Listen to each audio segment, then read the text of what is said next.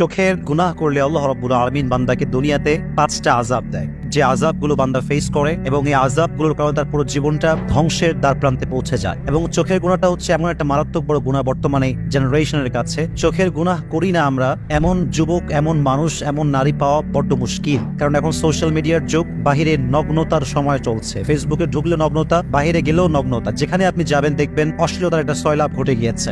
যদি আপনি চোখের গুনাহ করেন, like you watch pornography and you watch blue films or Hindi cinema, আপনি চোখের গুনাহ করছেন, চোখের পাপ করছেন। আপনি যদি ব্লু ফিল্ম দেখেন, অশ্লীল ভিডিও দেখেন, খারাপ কোনো বাজে জিনিস দেখেন যেটা ইসলাম নিষেধ করেছে, আপনার জীবনের সর্বপ্রথম যে আযাব আপনি ফেস করবেন সেটা হচ্ছে there will be no barakah in your রিজিক। আপনার জীবনের যে রিজিক আছে, আয়ের যে বরকত আছে, যে সোর্স আছে, এখানে আপনি বরকত খুঁজে পাবেন না। মনে রাখবেন, বরকত মানে হচ্ছে টাকা আমার ইনকাম কম হতে পারে, বাট এটা লং লাস্ট হবে, এটার একটা বরকত থাকবে, এটার একটা সৌন্দর্য থাকবে। অনেকে দেখবেন